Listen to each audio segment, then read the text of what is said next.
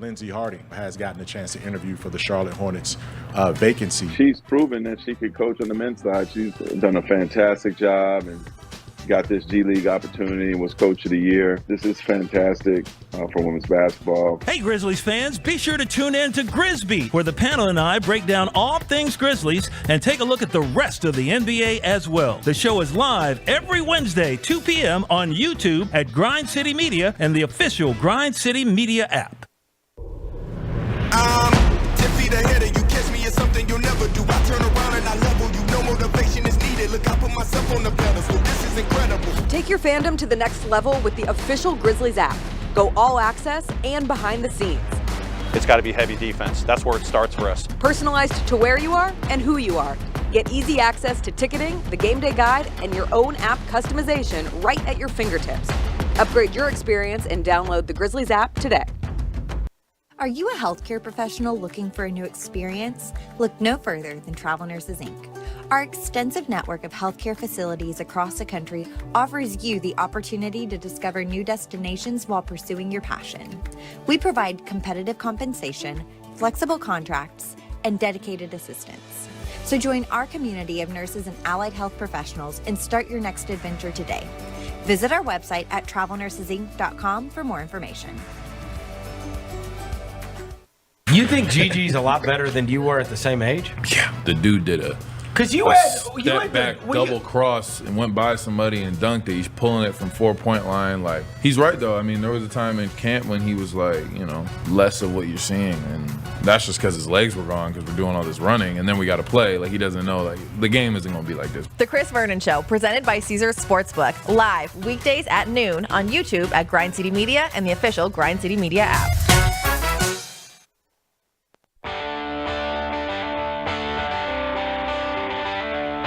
Live from the Built Ford Tough studio at FedEx Forum, it's the Gary Parrish Show, presented by Ortho South, on YouTube at Grind City Media and the official Grind City Media app. Now, here's your host, Gary Parrish.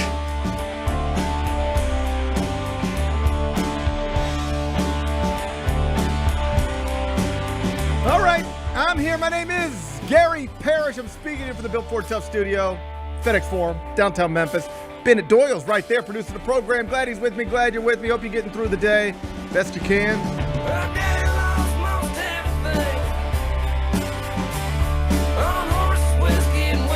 And I hope you did what I did last night, which is settle in front of the television for an incredible doubleheader on TNT NBA playoffs, because we got two good ones, Bennett.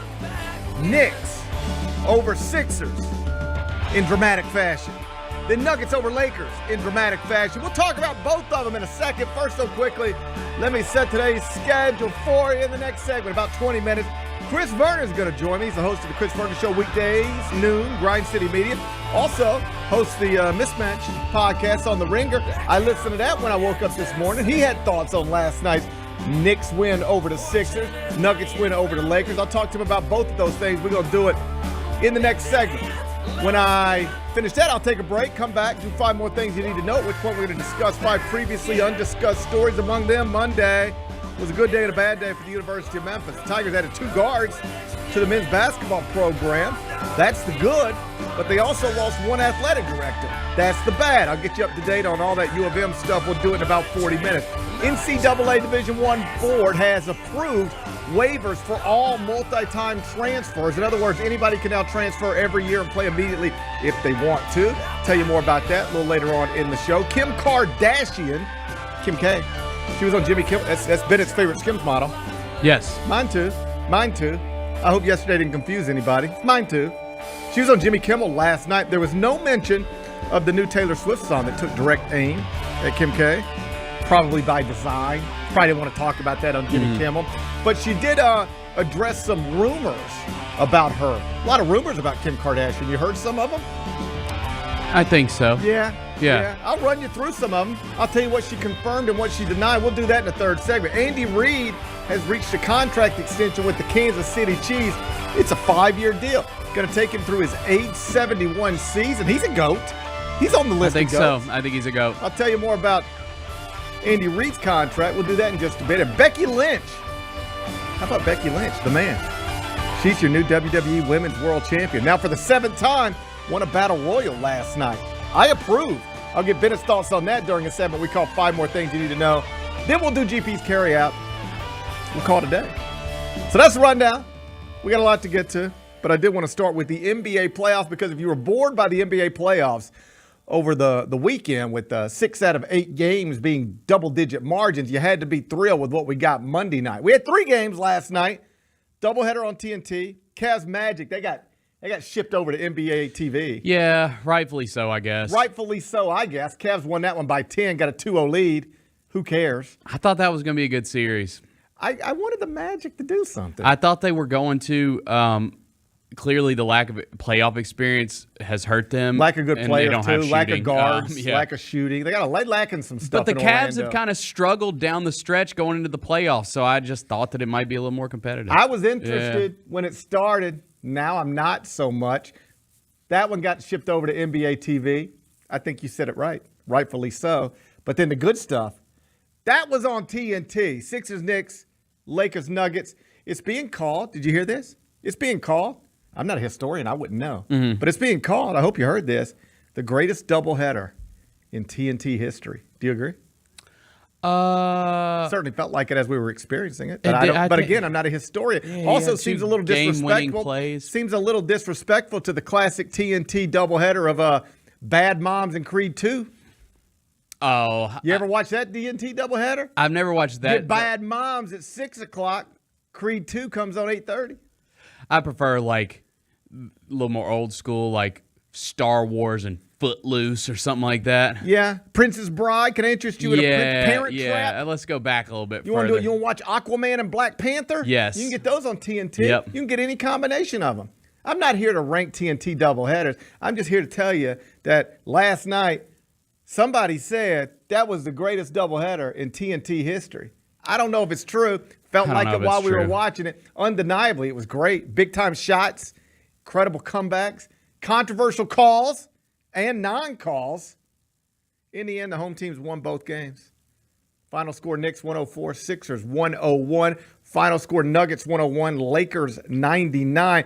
The Knicks, let's start there. They were down 5 points with 27.2 seconds left, but won the game by 3 in regulation by closing on an 8-0 run, featuring a couple of three-pointers from Jalen Brunson and Dante DiVincenzo. In there, you also had missed three-pointers. You had offensive rebounds. You had just the whole thing was outrageous. And I don't know if you saw this clip, but I'm assuming most people have seen the end-of-game sequence of Knicks Sixers by now. It was a big shot, then it's turnover, and then a big shot, and offensive rebound, and a big shot.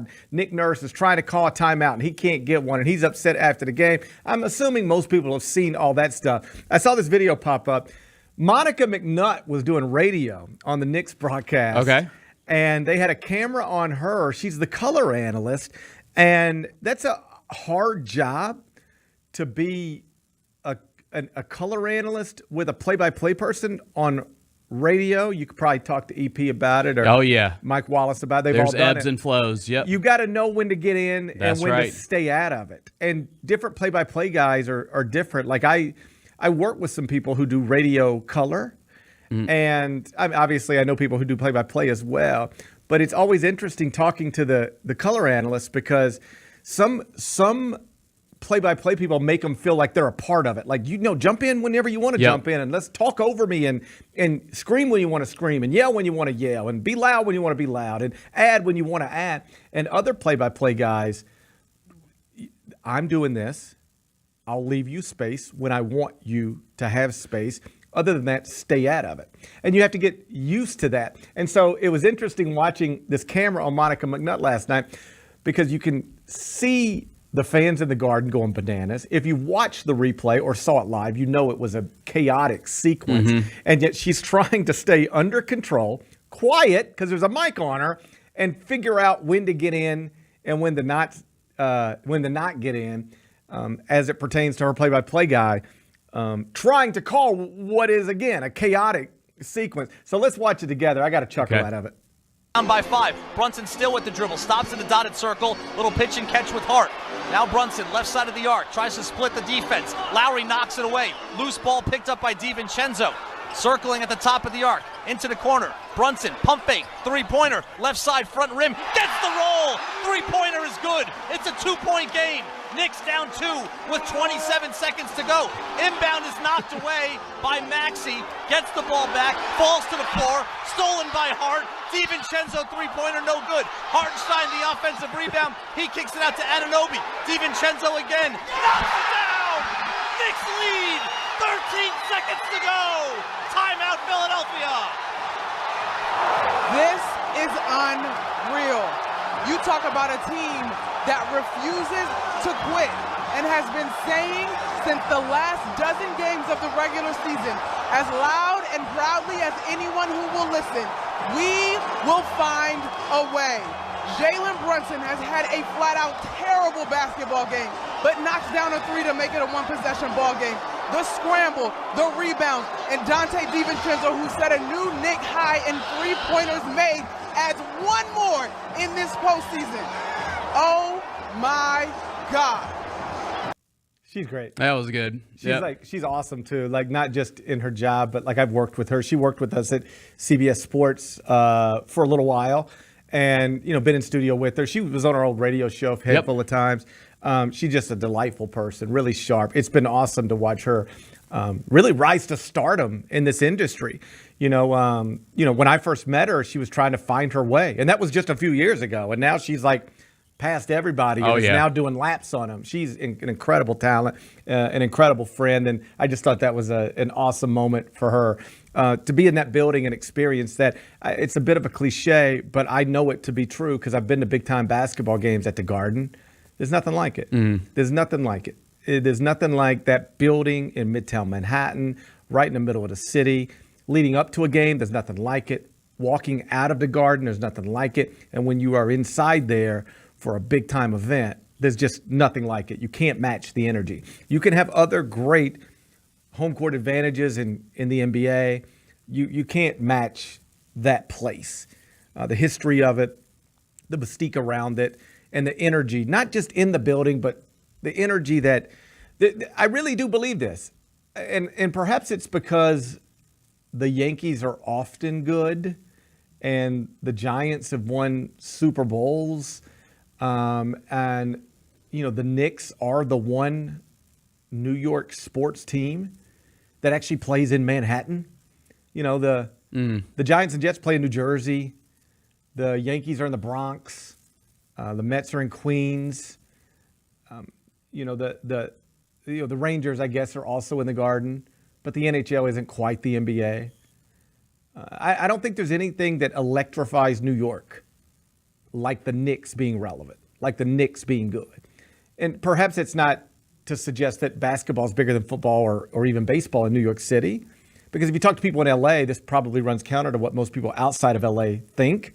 But if you talk to people in LA, you know what they'll tell you? The Dodgers are the biggest thing in LA. It's not even close. It's not the Lakers, and it's not the Chargers. It's not UCLA or USC.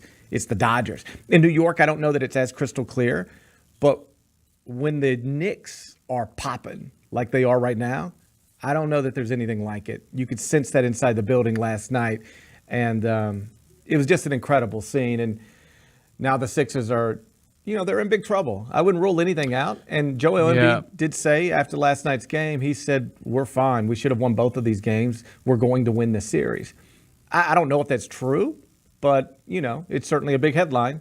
And he is still the best player in this series when healthy. I don't know if he's healthy, but he's playing.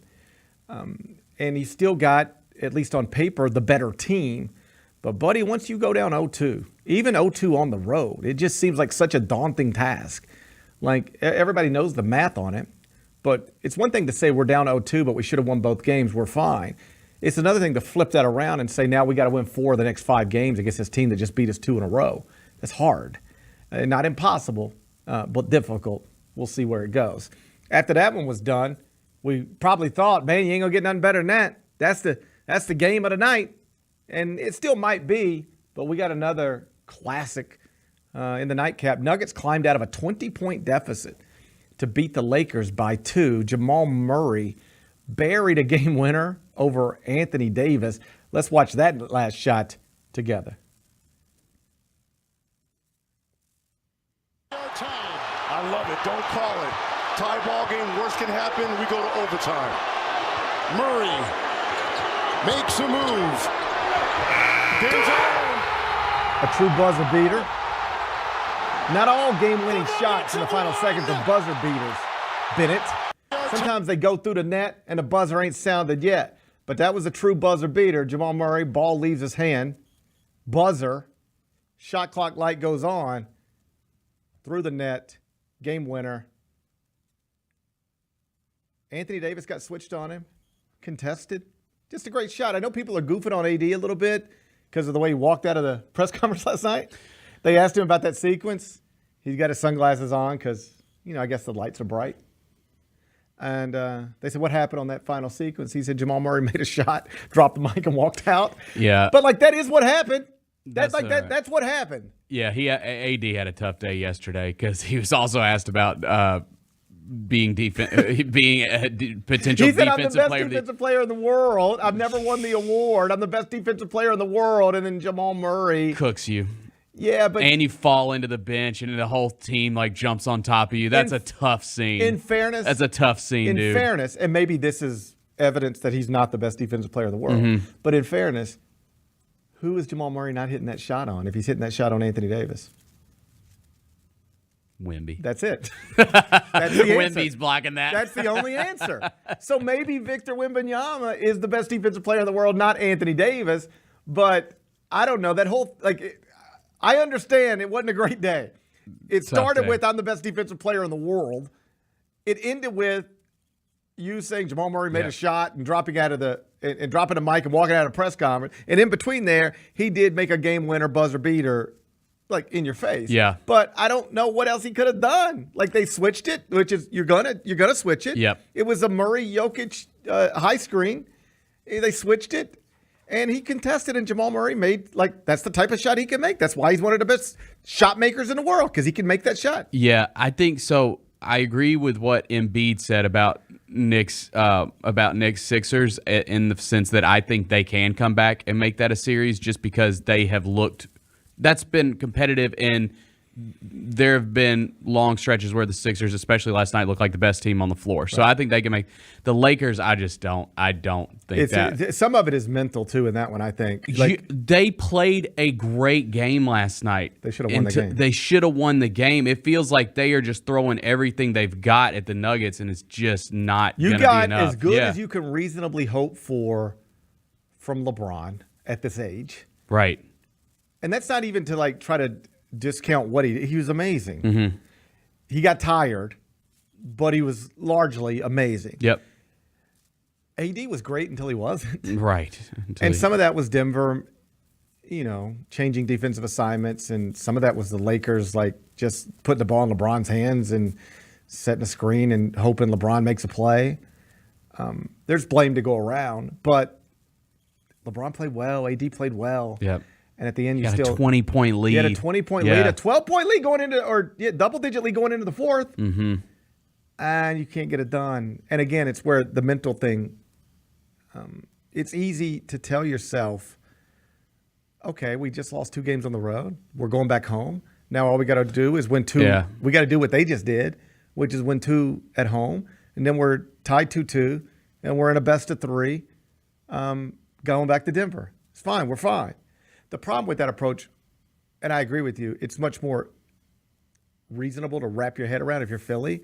Because if you're Philadelphia, you can say, we still had the best player in this series. We're still the better team in this series.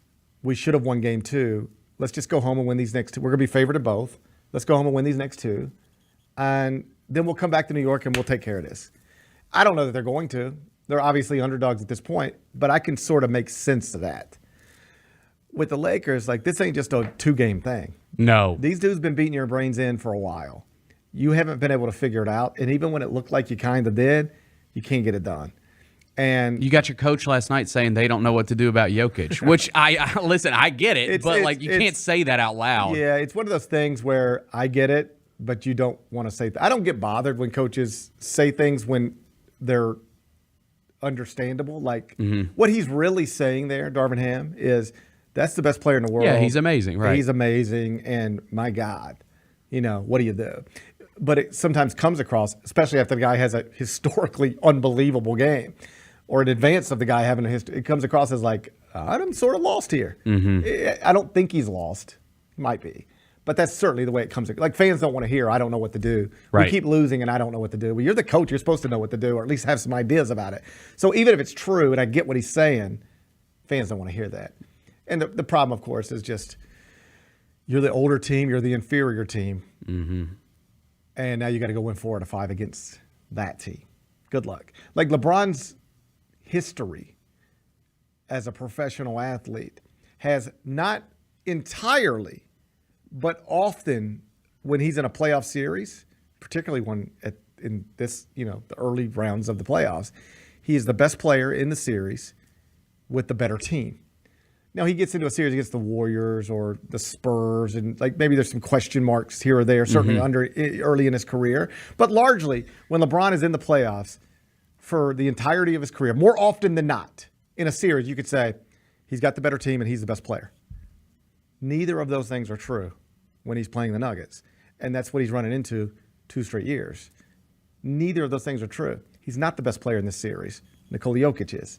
He's not on the better team. Denver's the better team. So when you put that in a box and say, okay, now how you beat them 4 out of 5 times when you just lost 10 in a row to them in the playoff? What are you doing? It's tough. Yeah. It's tough. I was hoping, and that's where you win that one last night, which means like LeBron makes one more shot or Jamal Murray, and Jamal Murray misses, or Jamal Murray misses, you go to overtime, you win it somehow. The whole thing of it changes. Everything flips. It feels so much more manageable. Like, you don't have to win 4 out of 5 anymore. You just got to win 3 of the next 5, and you got those 3 at home. It seems much more manageable. This doesn't. Yeah, I heard Vernon talking about it yesterday. Like, you need D'Angelo Russell to go big, and he did last night. And is he going to be able to do that the whole series? Likely not. He's kind of a hot and cold type player, and you got it last night, and you got to capitalize on that. They didn't. No. And perhaps that's just, that's the way it works sometimes. The better teams capitalize on stuff, and the inferior teams don't. Yeah. And maybe that's just the way this stuff works. I'll ask Vernon about it. He'll be in here next.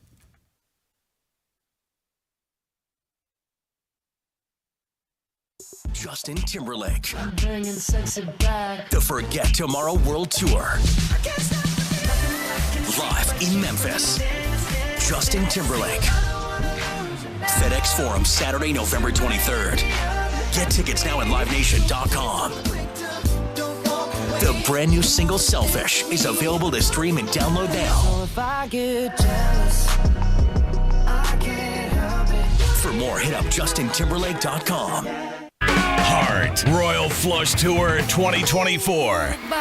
November 14th, FedEx Forum. A journey through the hits and timeless classics. The iconic band returns with special guests. Jason Bonham's Led Zeppelin Evening. Tickets on sale now at heart-music.com. Heart with Jason Bonham's Led Zeppelin Evening. Produced by AEG Presents. Don't Worry, Be Fluffy World Tour. The minute you get into a brand new relationship, like magic, you know who really notices just how happy you are, guys? Other women, not your woman. Look how happy he is. I bet I can change that. Friday, May 10th, FedEx Forum. Get your tickets now at fluffyguy.com. Don't miss a Memphis Don't Worry, Be Fluffy World Tour.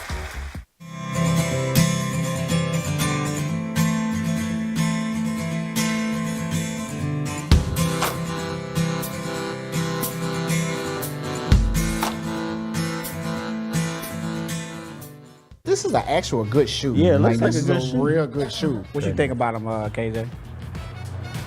She likes Cheetos. Like Cheetos? Yeah, or nay? You like Cheetos? For kids, yeah or nay? That's what I mean. For kids, For kids, 1,000%. Yeah. And honestly, if I was still playing basketball, I played in brightly colored shoes. I wore pink shoes a lot of the time, or purple shoes. Like, I like that. The Sneak Fest Show, live Tuesdays at 2 p.m. on YouTube at Grind City Media and the official Grind City Media app.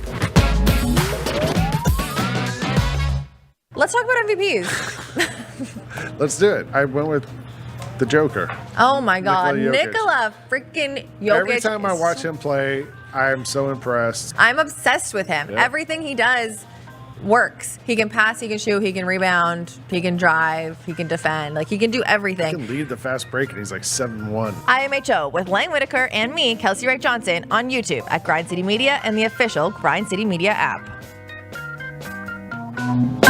I moved, I have a house now, house maintenance. That's true. Homeowners Association. Association. That was what your mom wanted to talk to me about. She was so proud that not only are you on the Homeowner Association, that you go to the meetings and know every issue. We've had speed bump problems. The Chris Vernon Show, presented by Caesars Sportsbook, live weekdays at noon on YouTube at Grind City Media and the official Grind City Media app. We were without internet from 11 in the morning until what ended up being around 8 o'clock at night. I'd be the first to go in an apocalypse. I just would not even know what to do. Chris is over here like, who needs internet anyway? Let's just be one with the land. And I'm like frantic. I'm like, I can't do anything. Tune in to the Jessica Benson Show with CJ Hurt, live every weekday at 8 a.m. on YouTube at Grind City Media and the official Grind City Media app. There was some sad news coming out of the WWE. Michael Jones, also known as Virgil, passed away. He's a Virginia Union alum, so he graduated from an HBCU. He got his start in Memphis, right?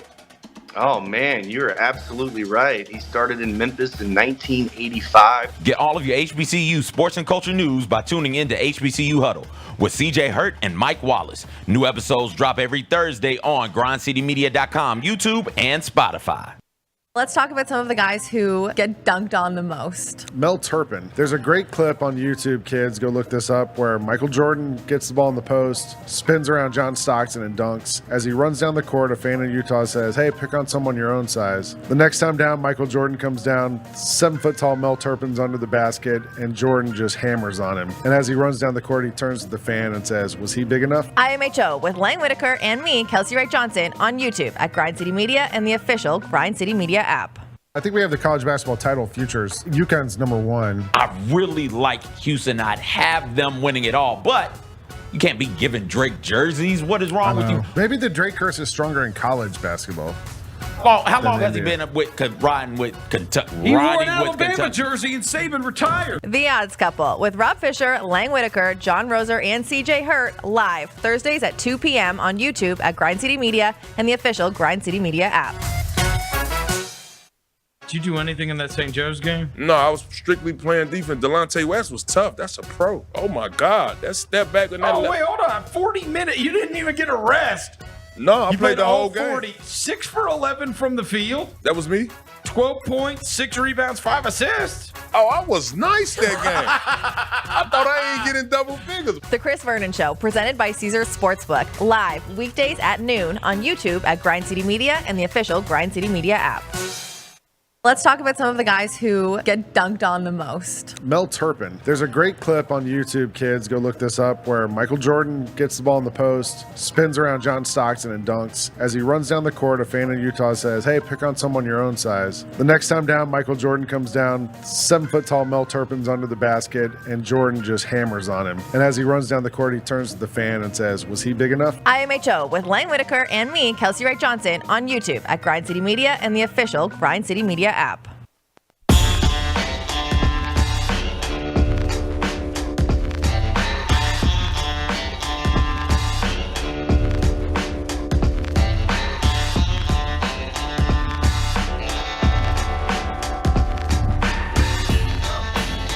Welcome back, Gary Parrish Show, presented by Ortho South. We're inside the Built Ford Tough studio. We're scheduled to be joined by Chris Vernon, but we're having issues. I believe we are. This is what I think this is what they call technical difficulties. Yes, it appears that way. We have technical difficulties, Skype issues. The other day when I was out of town, so I guess it was a couple of weeks ago, I tweeted, Kelsey Wright, the great Kelsey Wright Johnson is hosting the show. And but I'll join her via Skype right at the top. And people started making fun of me for using Skype.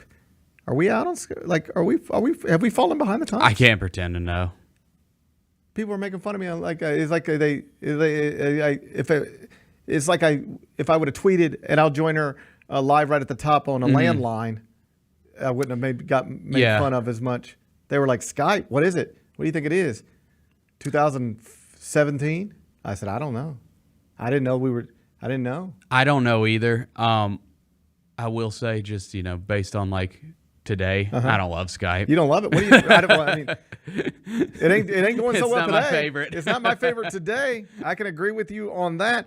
We use for the Eye on College basketball podcast. We use StreamYard. Are you familiar with StreamYard? I've never heard of it. So we use StreamYard for that, and then other folks might use Zoom. You've heard of Zoom, I'm sure. I have heard of Zoom. Yes. Yeah. And we're still using. I've been on Skype. a Zoom meeting before. Yeah, I think we all have. By the way, can you get that Skype off that screen in front of me because it keeps flashing and distracting me? I can do it. You want me to go do it right now? Yeah, well, no. You want me to get up and go do it right now? No, I just don't like looking at that. I don't like looking at that. So I was going to talk to Vernon about the NBA. We're having technical difficulty. Just to put a bow on this, and then we'll move on, about the difference in Philadelphia being down 0-2 and the Lakers being down 0-2. Right now, the Sixers, well, we'll see. They're talking in my ear. They're telling me Vernon now says, look, I see Chris Vernon. He's decked out. He's flexing on me. Put him on the show. Here I am. Hey, Chris Vernon, how are you? Your technical difficulties have been solved? They've been solved. We're good now. Okay. Hey, I listened to your Ringer podcast when I woke up this morning. You were up late after that. As soon as the game was over last night, I just went straight to bed. You had to stay up and talk about it for, I believe, an hour, 17 minutes. So what happened is, well, in fairness, we recorded some of it earlier, like on the other series. But, so there's the Ringer's got to deal with FanDuel TV, which is not a channel that I've watched many times, if I'm being honest. It's the old, the horse racing channel, TVG, is now FanDuel TV. Right. And so there's a Tuesday morning show with Tate Frazier, Cousin Sal, and it's called Through the Ringer. And I guess through the playoffs, they're going to put our podcast on TV on Tuesday mornings, at least in part. They're going to cut out different segments of it. So that's the problem. Of course, I've already looked at the schedule going forward, and every Monday night's like a West Coast game. So it's just going to be what it's like. I need these West Coast teams to start losing. Hey, would they how did those discussions go when you find out, hey, we're going to take this thing that you've been doing just on for Spotify for podcast use, we're going to take this thing and we're going to throw it on TV. How do those conversations go? And do you get compensated more for it? That's what I'm trying to ask you. No, they just tell me it's going to be on TV, and I said, okay. Yeah, same thing happened to me. That's it. I was like, hold up. I'm now doing a television show all throughout the NCAA tournament. They were like, yeah, of course. I was like, in addition to the other television shows. And they were like, yeah, of course. And I kept waiting for him to say, and yeah, we're going to have to talk to your agent about that. And it never got to that point. Here's what I know. So we record everything on this program called Riverside. Right. And they were like, hey, so we're just going to be recording the show on Riverside, and then we're going to edit it up, and then we're going to put it on FanDuel TV. And I was like, okay. Right. I mean, in fairness, I'm not having to do any extra work. Right. That's sort of right. Well, for ours, it was literally extra work. It was like you're planning and prepping and executing an hour television show. But you know what? Here's my official statement on that situation. I'm just fortunate to be given the opportunity. There you go. I'm fortunate to be given the opportunity. I mean, and obviously, from what I've been told, we set FanDuel TV records this morning. I mean, everybody was watching that. I know. I called my mom and I was like, hey, Mom, they put our podcast on TV. And she's like, oh, okay. And she's like, what channel? And I was like, FanDuel TV. She's like, do I have that?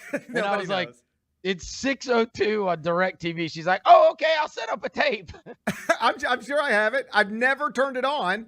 Oh, it's great. Is it great? Oh, buddy, at 2 a.m. on a Saturday, it's amazing. I know my girl Lisa Kearney works there. Yeah, you can watch horse racing in New Zealand. It's awesome. These sound like you got either a drinking or a gambling problem, perhaps both. So they ran it. It went from from 9 to, it's called Through the Ringer, and then but they actually labeled it on the guide Through the Ringer /mismatch, so that was cool. But it was like the first 30 minutes are like Tate Frazier and Cousin Sal, and they're doing all kinds of odd stuff and all kinds of whatever. And then the last 30 minutes was us. And then, of course, the TV was just on when I had it on in the house. And the next show was Michelle Beadle, Chandler Parsons, Lou Williams, and Shams Charania. Right. That was, I don't know. I see the clips all the time. I've just never turned it on, but I see the It's on clips. there. Yeah. Yeah. Yeah, they love the Grizzlies on that show. Do they? No. Oh, yeah, I've seen some of those clips. I've seen some of those. Right. Yeah, I've seen all that stuff. Anyway, all right, so let's talk basketball. Yeah. Joel Embiid, they go down 0-2. I mean, just an incredible final 30 seconds in that game. The Garden's popping. He says, we should have won both games. We're going to win this series. I'm not ruling it out, but they are like minus 500 now, or the Knicks, rather, are minus 500 to win the series. That's just one. When you are the lower-seeded team and you've got one in your back pocket, you got to capitalize on that, because I heard you last night or early this morning, and you put it the way I always like to put it, which is it's easy for these teams to say, hey, all we've done is lost on the road. Now we're going home. We're fine. The truth is, once you go down 0-2 on the road, you got to win 4 of the next 5, usually against a better team. It's not impossible, but it's really hard. It's really hard. The Grizzlies did it, obviously, that year against the Clippers, and it was one of those where, much like this one, the second game just got away. Chris Paul hit a game winner over Tony, and then the Grizzlies came back, and the rest is history. They won 4 straight games and ended that series. And so we have seen it, but it's obviously not an easy thing to do. I will say, I think there are real reasons for hope if you're Philly. I mean, you had that game sewed up. You went on a late 18-6 run and flipped that game completely. Maxey was great. Embiid was great. And all your role players were terrible. And typically, what you find is during the playoffs, the role players are good at home and they're bad on the road. And you saw it with the Knicks. Josh Hart, unbelievable. Deuce McBride, unbelievable. Hartenstein, unbelievable. Like, there's an energy, there's a buildup that goes on within your own arena. And the Sixers got literally nothing. I mean, Tobias Harris, I think, is the only other guy in double digits on that team. And so can Buddy Hield, can Kelly Oubre, can Nicholas Batum, can those guys start making shots while they're in Philly? I would tend to think, yeah. And so, the trick number one is, it's very daunting to think about it the way I put it, right? Which is winning 4 out of 5. You got to just win both home games. You got to tie that thing up, and then that thing's going to come down to game 5.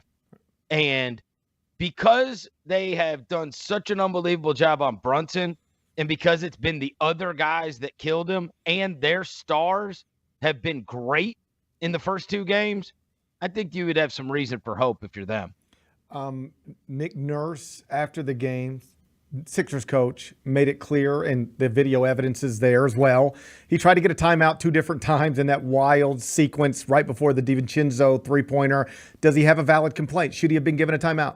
I think on the first one, right when they're inbounding it, and then the guy inbounds it, and so he's like done trying to call a timeout, right? He call inbound. He does. I don't think so. On the second one, I think if you're going to bitch about that, don't bitch about not getting a timeout. Bitch about them mauling. They took the ball from you. I mean, and they mauled him. I mean, they fouled him probably 2 or 3 times, right, to get the ball. And the fact that they swallowed their whistles in the most crucial point of the game, that's what I think is valid to complain about.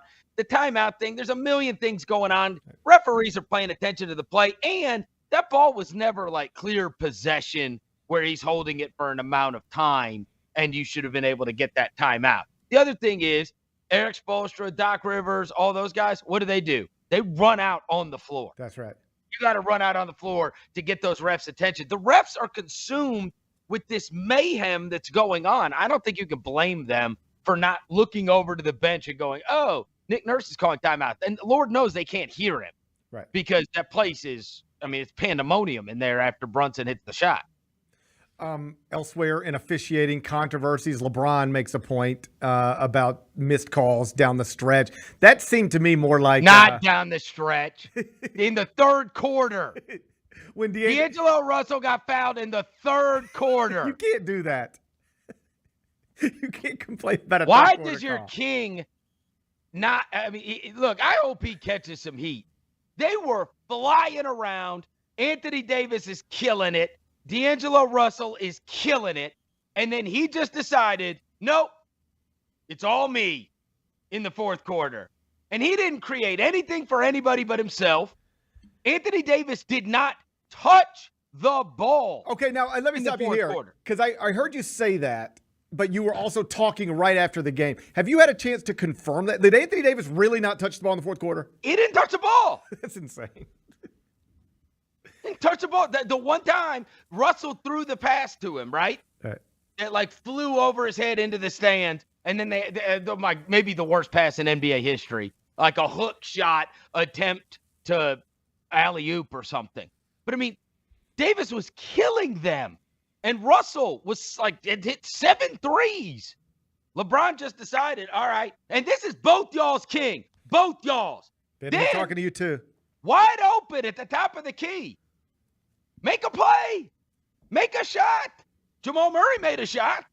Where is your king? Kings aren't perfect. He's in a press conference complaining about a third quarter call. Kings aren't perfect. He made the whole fourth quarter about him, and they paid the price for it. And no one will ever criticize LeBron, but he dribbled the ball into the ground. There's holes in the ball stadium or whatever they call it. Ball arena. Arena. They make cans. He almost broke the wood. He was just pounding the ball into the ground. And then he made a couple threes, and then he made a layup. It's LeBron James dribbling and 4 guys standing around.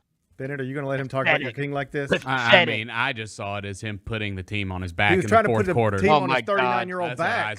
Yeah, really? They had 20 points as a team in the quarter. That's going to beat the Nuggets. Give me a break. He played better than any other 39-year-old played last night. I'll give you that. Give him that. Hey, anything Anthony Davis could have done on that Jamal Murray shot? He just that's just a great shot. Nothing he could do. That's why he was so pissed off at the press conference. Jamal Murray made a shot.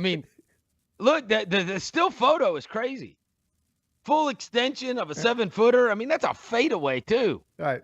Like he got switched on him, and he did everything you're supposed to do as a big who gets switched on a little, and he just his answer, I know he's getting clowned a little bit because it comes after he just announced himself as the best defensive player in the world. But that moment doesn't make him. First off, he's probably not the best defensive player in the world. No.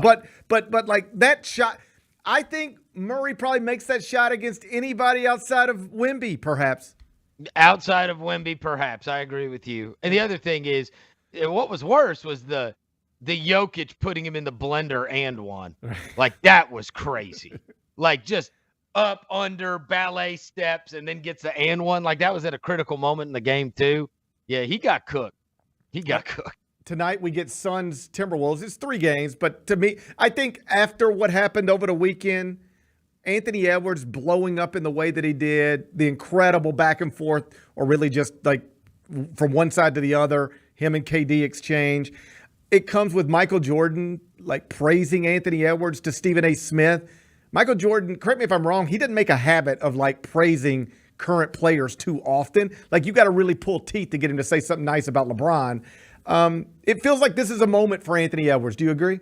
It is. It is a moment. We'll see if he can back it up because, I think if you're Frank Vogel, you're looking at it and you're going, look, if we die by Karl Anthony Towns, if we die by Jaden McDaniels, if we die by these guys, so be it. But they had done an unbelievable job on him during the regular season and then did a pitiful job on him in game 1. And so I think you're going to look at it here's the deal. He cannot be the best player on the floor. He can't. It's got to be Durant and then probably Booker.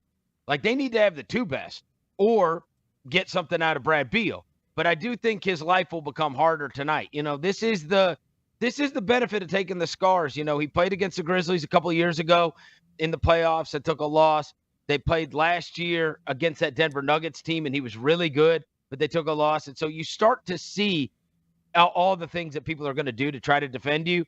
But I would imagine that that's a number 1 for Phoenix. It's that's fine. That's what you're seeing. And that's why I said, look at how the Stars are doing. I think if you're, when we were talking about the Philly series earlier, you could be positive when you're sitting there going, Brunson's been terrible. Yeah, he hit a big shot at the end. But, we have done a bang-up job on him. Meanwhile, our stars have been great. that's what you're doing if you're Phoenix. You're going, our stars have got to start becoming stars, and we've got to limit their star. Sometimes it can be as simple as that, but I would imagine this will be the big trick. Of course, it's a huge coming out party, and Edwards is, I mean, right now, I would say his Q rating is as high as any player in the league. People love Anthony Edwards, but he's got to back it up. Like, that's the thing. It's not a one-game series. It's, you got to win 4 games in this deal. He was for sure the best player on the floor and a superstar in game number 1. But how many times have we seen a team get mashed in game 1 and then game 2, they're in an absolute dogfight? Because, I even said this on the pod that we did last night. There's many times in the past, especially with Grizzly series, I liked getting smoked in game 1 better than I did a close loss that you felt like you had. Because if you get smoked, there's a ton of stuff to correct.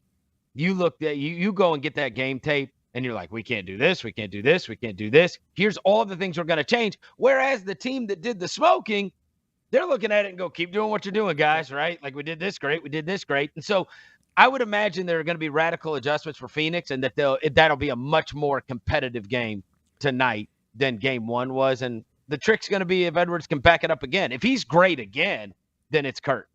How much of people falling in love with him has to do with his personality? Like, he's a great basketball player. Sure. But we got a lot of those. He just seems not only like genuinely hilarious, but confident without being cocky almost. There's these little moments where I hear him talking about himself. And there was one a few years ago where he didn't make the All-Star team and people were like offended on his behalf. And they caught up with him somewhere, and he was like, no, I'm not sure I deserve to make it. I'll be here someday. I'm going to get here. Give me till next year. And there was a moment in an interview within the past couple of weeks where he said, I think in 2 or 3 years, I'll be the best player in the world.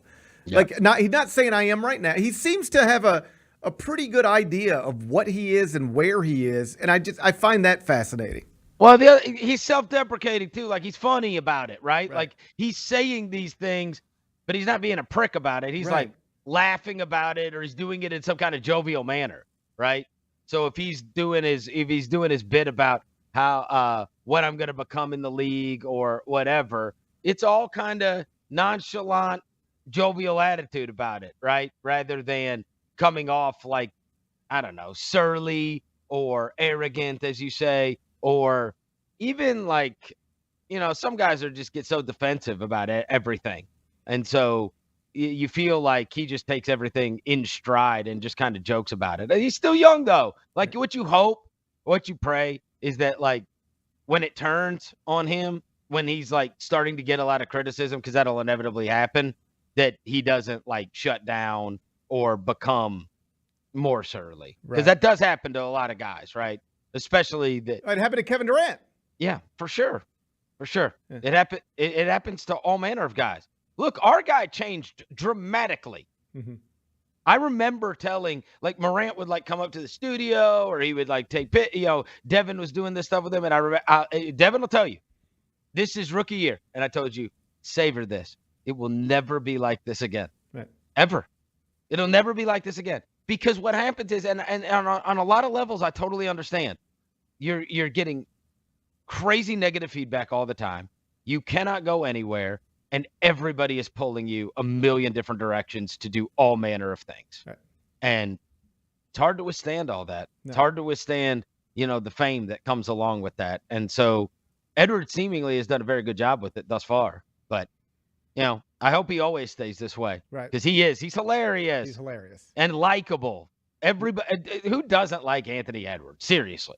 I mean, that's what I say. His Q rating is super high. He did have the pretty controversial thing on social media within the past few months. You remember that one, right? Yeah. That wasn't. I got you. That wasn't great, but I mean, again, but if we get it, because you're funny and because it's like got a good attitude, right? Yeah. If he was an unlikable guy, right, everybody would be talking about it all the time. That's right. It'd be people would chant it at games, and they might be. I don't know, but I hadn't heard anything about that. Before I let you go.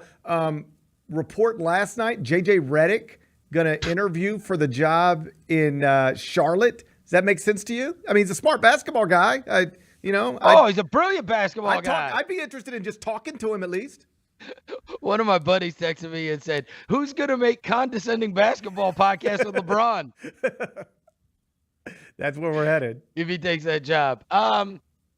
Look, we have seen guys that have been former players come in and be very successful as head coaches. And he's a really smart guy, and he's a really smart basketball guy. And I actually think for a young coach, I think that's a very good job.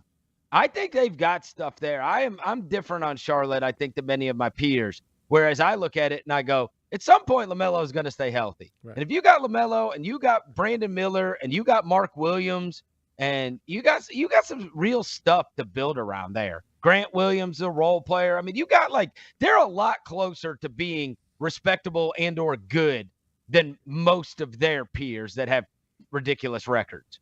I actually like some of their young players. I really do. And I think there's a core there that you could build out around pretty quickly. Yeah, and the thing with JJ, clearly he knows basketball and he understands basketball. I bet he'd be great on a dry erase board. You just never know until somebody does it. How would they manage a locker room? How would they deal with the day-to-day? But Steve Kerr had never coached until he did, So right. there's at least something to point to there, which again makes it sensible.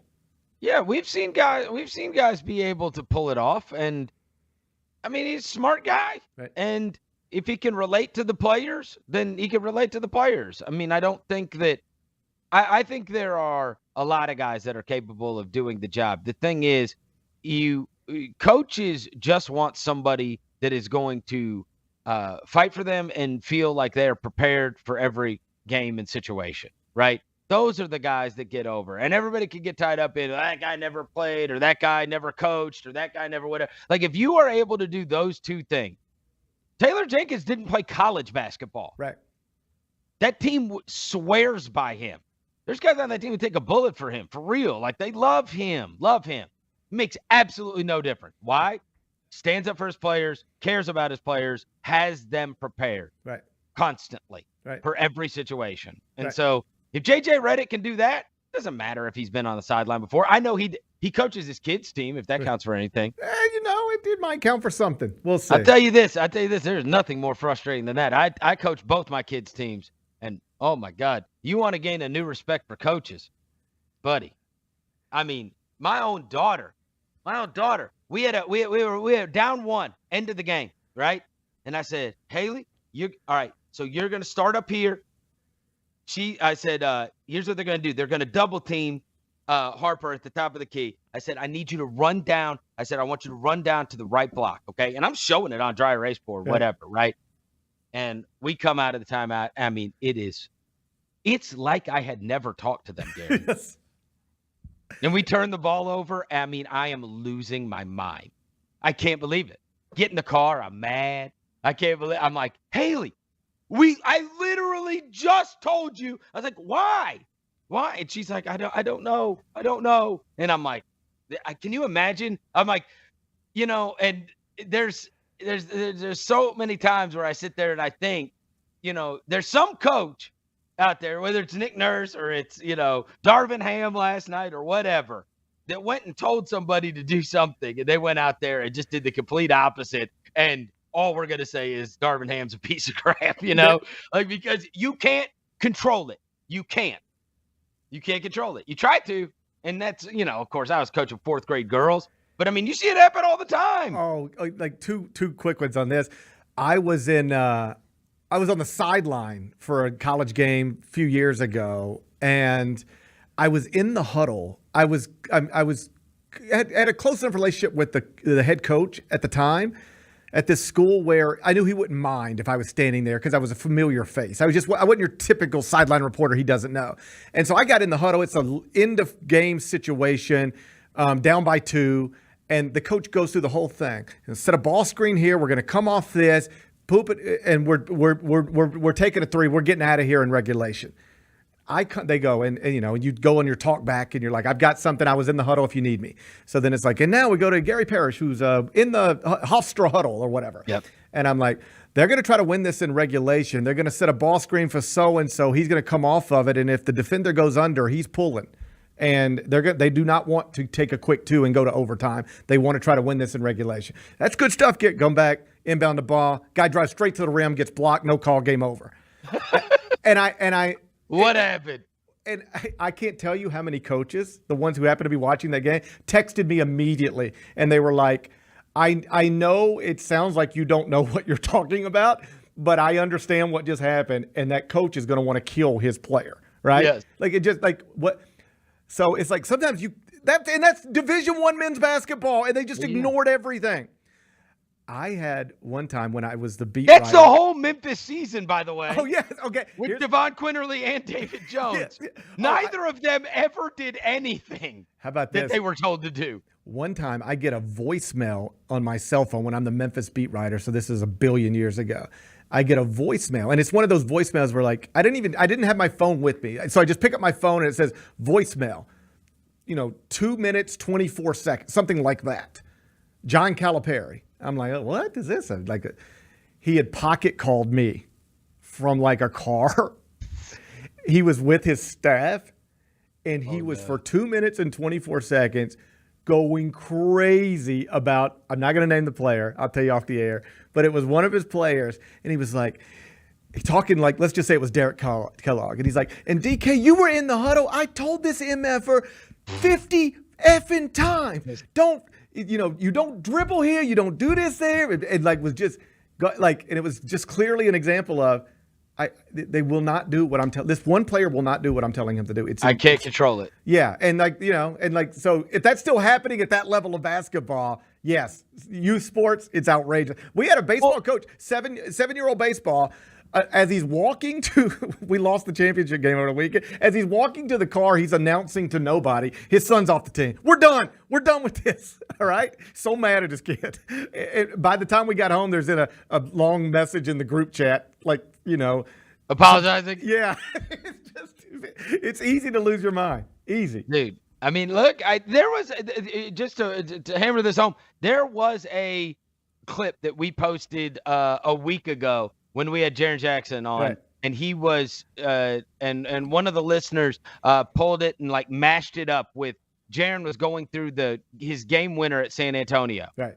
And he said that was all Taylor. And he's talking you through it. And then when you see the clip, right. He said, when I come down, I'm not expected to be pressured. And he goes, and now I'm on the left side. And Taylor is waving at me, other side.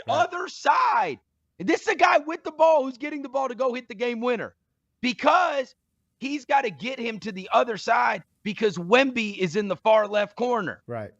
But that's an NBA player, and that's happening in real time. Right. Where Taylor is telling him, and they told him when they came out, hey, whatever side Wemby's on, whatever. But then Jaren starts running the play because he's now focused on just trying to beat this guy off the dribble. Right. Because he wasn't expecting to be pressured.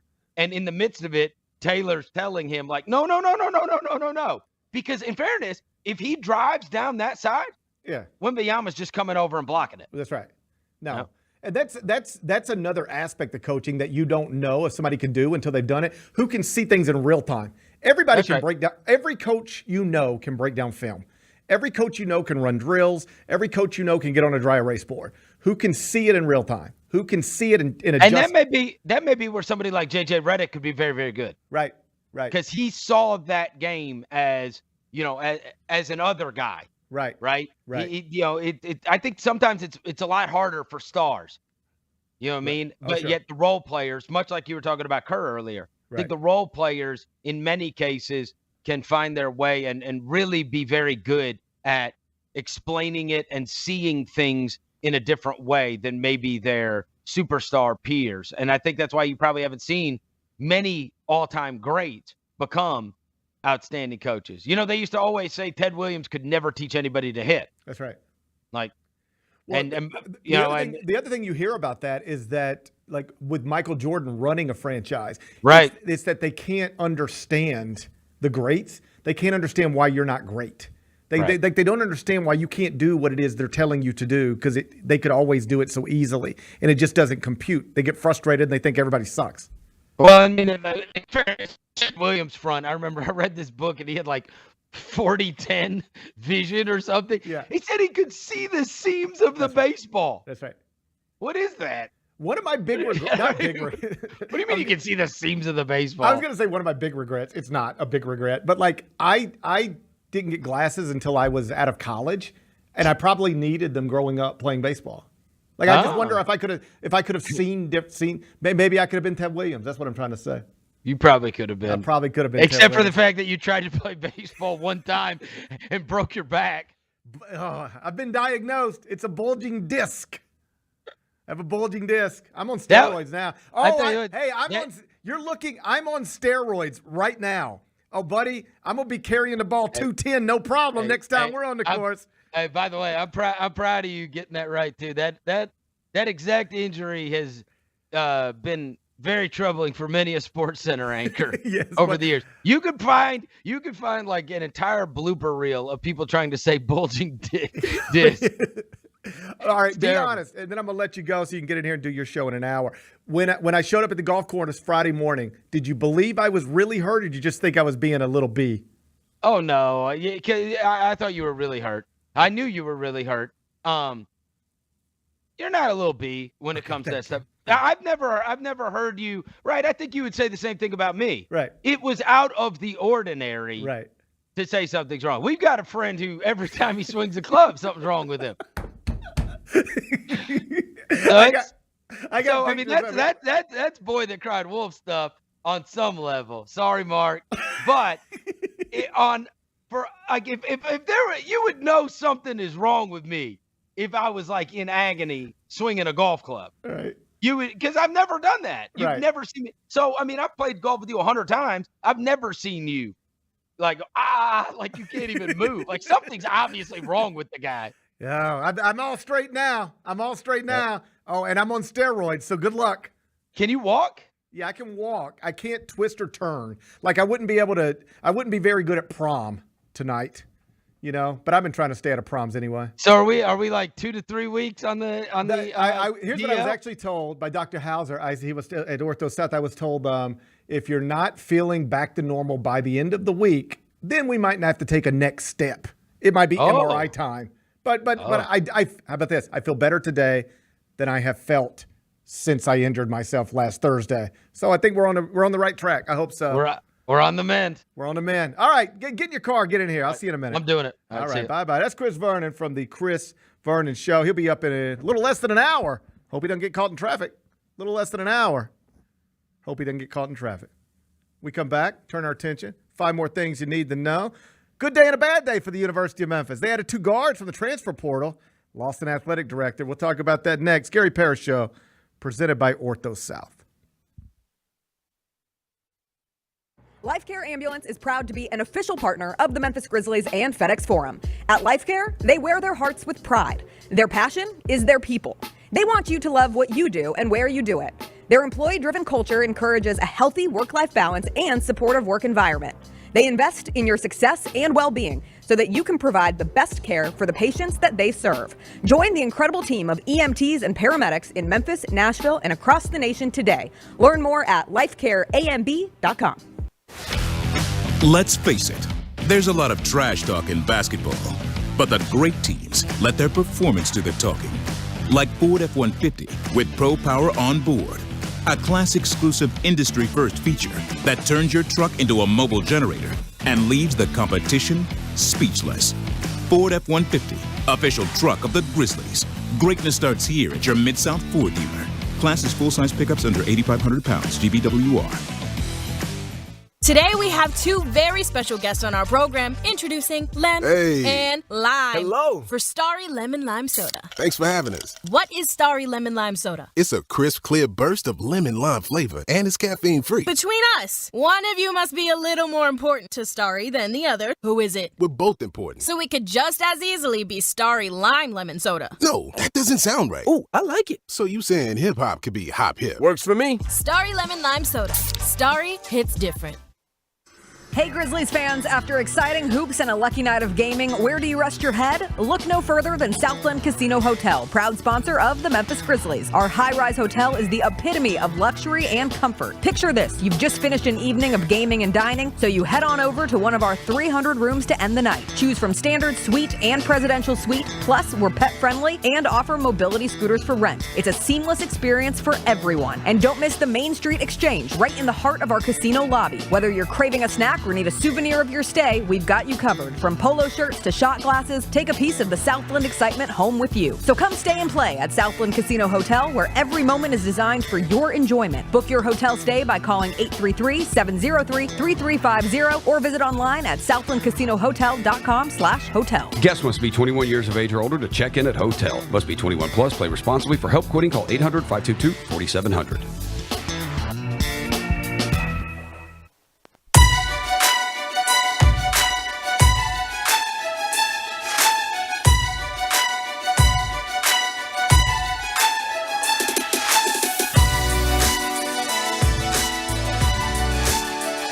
Orthopedic injuries can be unpredictable, unforeseen, and unscheduled, and Ortho South understands this better than anyone. Since your injuries don't make appointments, you don't need to either, and that's because Ortho South welcomes walk-ins during the weekdays, in the evenings, and even on Saturdays. So next time an unforeseen injury makes an unscheduled appearance in your life, visit orthosouth.org to find your nearest urgent care location. Just walk in, and Ortho South will take care of everything, especially you. Learn more. orthosouth.org on the web. That's orthosouth at orthosouth.org and special shouts to Ortho South. They fix you? Seem to be on their way to fixing me. Good. Saw Dr. Hauser yesterday out at the Bartlett office after Kim Jenkins, our friend who was in studio with us late last year, earlier this year when we announced a big partnership with Ortho South. I called in a favor. I said, listen, I know you guys are busy, but I'm dying. Yeah. Is there anything you could do? They got me in $12.50 yesterday at Ortho South out in Bartlett. Stacy Montero, friend, was there. She was terrific. Just a first-class experience. X-rays done, in and out of there very quickly. And I've been diagnosed with a slip disc, a bulging disc. I have a disc problem in my back, Bennett. Perhaps we can't definitively say if it was caused by Thursday night baseball playing at the age of 47. Can't definitively say that, but it is the only thing I did out of the ordinary last week. And when I woke up after doing that out of ordinary thing, I could no longer move. I had a back issue, but I'm now on steroids. I got a steroid shot right in my back. I'm like a modern-day Mark McGuire. Okay. I walked around yesterday, and people would see me, and they'd go, it's like a modern-day Mark McGuire. I felt like that's what people were thinking. Do I look stronger? You do. Did he say anything about the ice bath? Did you ask? I didn't ask about the ice bath. Damn it. I know, that's a missed opportunity for me. Yeah, we were trying to figure that out, if that's a good investment or not. That's on me. That's okay. Well, it's good to know we have that partnership, and that, I would assume that I could give him a call if I got problems. Of course, I don't know that you should call them directly. No, I'm a part of this. I know, but you should work through me. Okay. Let me handle it for you. That's fine. You work through me. And okay. Then I don't want to put you in touch with my connect, but you can work through me. I feel that. I'm like the middleman. I got you. Like, I don't want you to know my main. Like, if we were to, you don't want me to know the main plug. Right. Okay. Like if this were a drug dealing situation, I wouldn't want to connect you with my main dealer because I want to be your dealer. I understand that. All right? Yeah. So you just work through me. I can get you whatever you need. Okay. You just work through me. Okay. All right? Same type of thing. Good. All right? All right? All right. I feel good. Do I look stronger? I'm on steroids right now. You do look stronger. I got a steroid shot in my back, and then I took 6 steroid pills this morning. 6? Yeah. Did you eat breakfast? Mm-mm. You didn't eat breakfast? No, I ate steroids. How are you doing a show? I ate strong. You feel good? Yeah, look at me. You look strong. I know. You look like you've been injected with steroids. I ate steroids for breakfast. That actually sounds like a nice way to live. Get like me. Uh-huh. Look at this. I mean, maybe I should start eating steroids for breakfast. I mean, do I need to get in more in the frame for this to be more properly appreciated? I like it. What do you think? I like it. You look like Mark McGuire, man. I feel like Mark McGuire, Yep. Barry Bonds, Yep. or Hulk Hogan. I feel like Hulk Hogan a little bit. Nice. I ate steroids for breakfast. It's the breakfast of champions. Let's do 5 more things you need to know. Number 1. Good day and a bad day for the University of Memphis. Bennett, you want the good or the bad first? Give me the bad. Laird Hit me Veatch with the bad. is no longer the athletic director at the University of Memphis. He's going to Missouri. Don't like to lose Laird Veatch, do you? Laird Veatch, he did a good job as the athletic director at the University of Memphis. You'd have to say so, wouldn't you? I think so, yeah. I mean, he was able to raise a lot of money, which that's a big part of the job. And I think that you would have wanted to be in a better position as far as conference affiliation wise, but I think he has helped position you in a way that you should hopefully be next up if there's ever more realignment. We've been next up for 20 years, Bennett. I know, but he's done a good job of especially with the stadium stuff. And I know that like FedEx is obviously has a massive role in all of that as well. But he's done a good job of getting these major programs with that athletic department into the 21st century. Yeah. I just, if you want to nitpick him, because we did go through another round of conference realignment, perhaps the biggest round of conference realignment, the most reasonable round of conference realignment that, you could have theoretically seen yourself going to a different league, and yet you don't get to go anywhere. Cincinnati leaves you. Central Florida leaves you. SMU leaves you, and you're still stuck right where you were. If you want to ding him for that, I guess you can. But that feels almost like dunking on me because I can't dunk on a 10-foot goal. Mm-hmm. Like, I'm sorry, but I just can't do it. I ain't tall enough, and I can't jump that high. It's like quite literally impossible. Right? Yeah. Plus, I got to hurt back. I also think what athletic director could have gotten Memphis into the Big 12 or the ACC under these circumstances? Right. I don't know that anybody could have. I think it's a Memphis problem, not an athletic director problem. Yeah, and it's hard to say he's done a bad job when he's about to become the athletic director at Missouri. Right. He got a better job out of this, right? Yeah. So maybe that's the answer to the question. Did Laird Veatch do a good job at the University of Memphis or not? Well, if he didn't, probably couldn't get a job like Missouri. Right. And it's just a reminder that as much as the university has improved over the years in a variety of ways, in the world of athletics, we are still very much on the wrong side of the haves and have-nots, and perhaps more on the wrong side than ever. And so basketball's still a little bit of a different animal, but I will say, when the bigger schools want your coaches, they're going to get them usually. When somebody wants Mike Norvell, they're going to get Mike Norvell out of Memphis. When somebody wants Justin Fuente, they're going to get Justin Fuente out of Memphis. Not everybody could get John Calipari, but obviously Kentucky could. I don't know that anybody could get Penny Hardaway, but that's a unique situation. But it is kind of a stepping stone athletic department now, whether it's women's basketball, baseball, football, or the athletic director position. You take this job because it's the best job you can get, and if you're good at it, you're probably going to get the next job and take it. That's been the pattern within that athletic department in recent years, and it now continues with arguably the most important job in that athletic department, which is athletic director. Over at commercialappeal.com, Jason Munz and Jonah Dillon put together a list of possible candidates for the athletic director's job. There's some familiar names in there. Jeff Crane, of course, is a deputy athletic director on campus right now. Mark Allnut is the Buffalo athletic director. He was an associate athletic director at Memphis previously. Know him, like him, sharp guy. That makes some sense to me.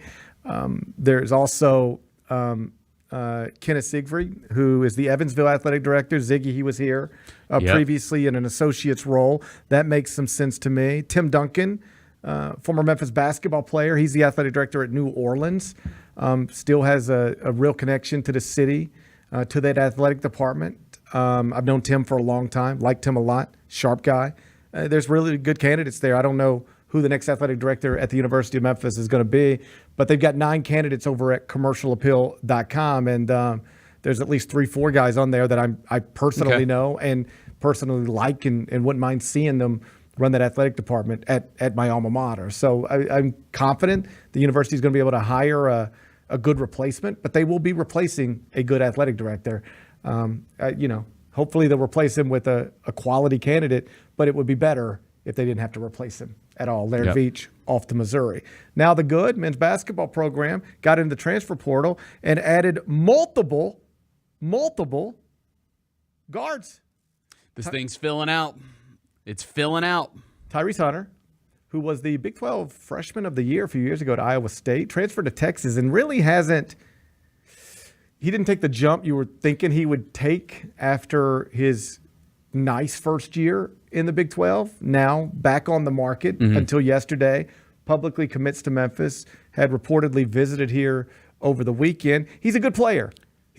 Yeah, I mean, last season when you look, he started the season on fire. Right. I mean, he's averaging double digits every game, and then it kind of was up and down the rest of the way once it got into February. Well, they added Max Asmus, who was a big shot taker and maker. He's a good player, but that's going to eat up a lot of possessions, and you just wonder if it was a fit thing or if he sort of has settled into this is just what you're going to be. We'll see. But he's a quality player, like a good player. Cool. Like that's a starter level player at a program like Memphis. And then they add George Mason transfer Baraka Okoji, who is fourth leading scorer on a A-10 team that wasn't, that was okay.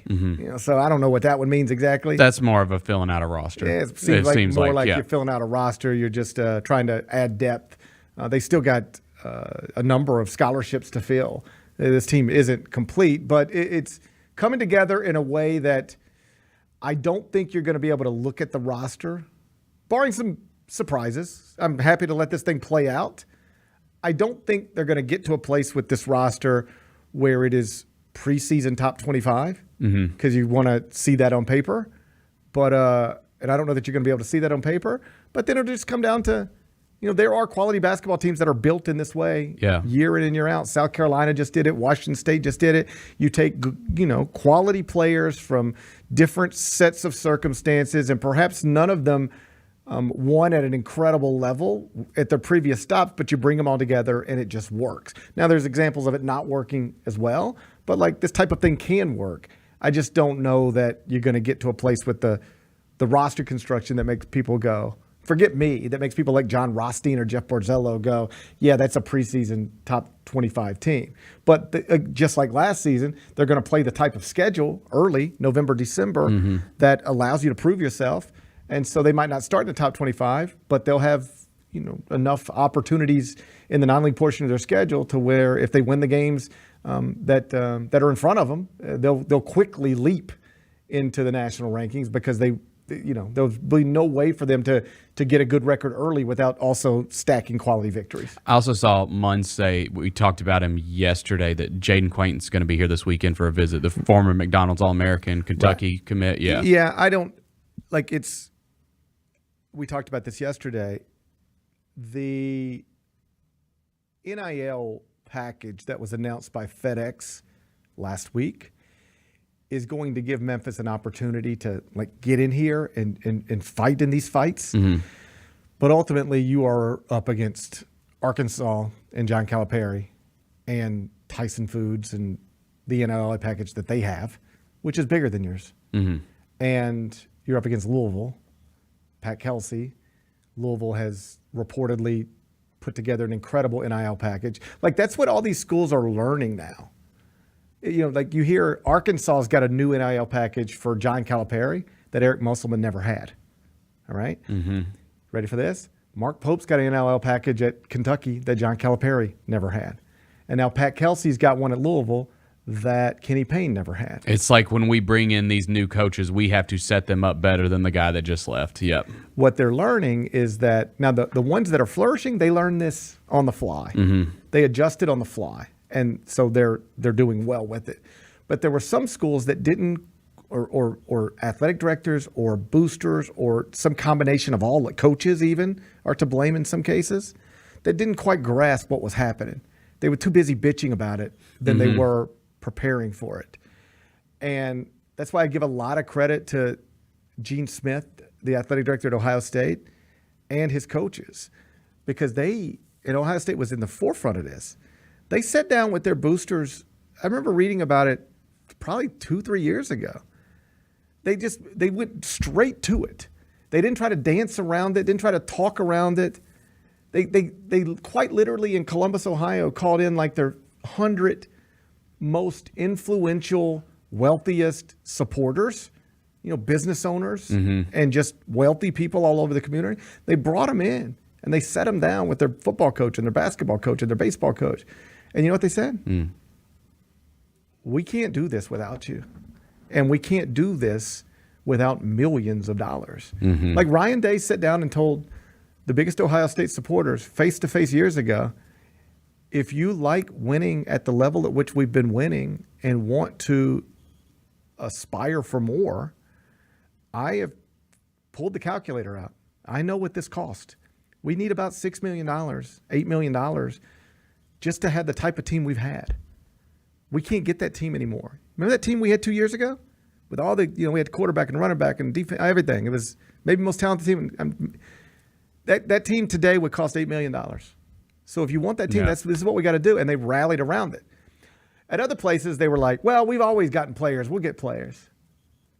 Well, it doesn't matter about your facilities anymore. I mean, it does, but it's not the main thing anymore. Think about in the NBA.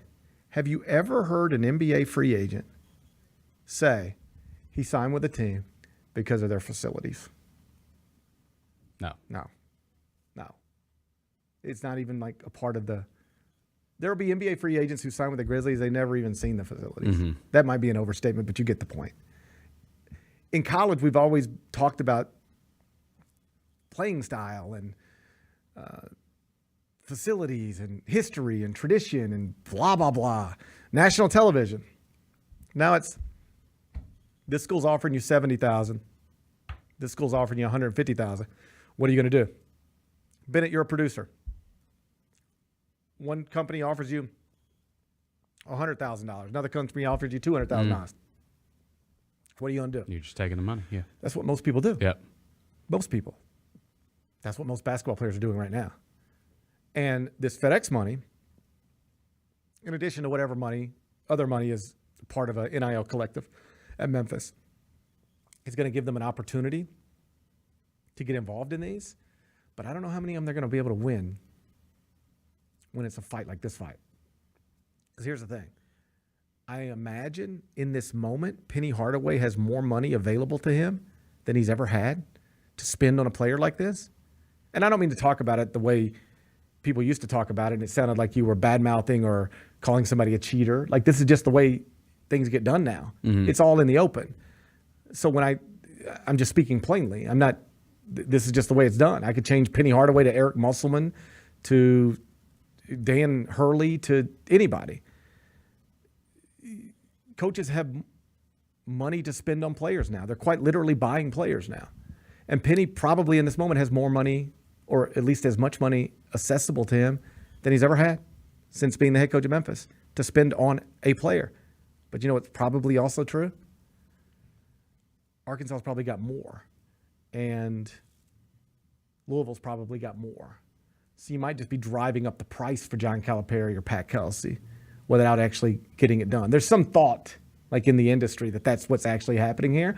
But I tell you what, you get somebody on campus, you make an impression on them, and then you show them this is the type of money you can make, and the reports are that it's going to cost in excess of $1 million to get a player of this caliber at a high school. That's a big number. That's among the biggest in college basketball. But it's a supply-demand situation, right? There's only, there's a big demand for difference makers right now. Everybody needs one. And the supply is, on the low side. So it drives up the price. It's just basic. This is the way the world works. And so it is good news that they're going to get him on campus. It is good news that he's been quoted saying he's focused on only 3 schools, and Memphis is one of them. But I think if you were asking recruiting insiders, they'd probably bet another direction on either Arkansas or Kentucky. Or Louisville. But, hey, recruiting analysts have been wrong before, Bennett. That's right. So let's hope they're wrong this time, too. Go Tigers, go, right? That's right. Go Tigers, go.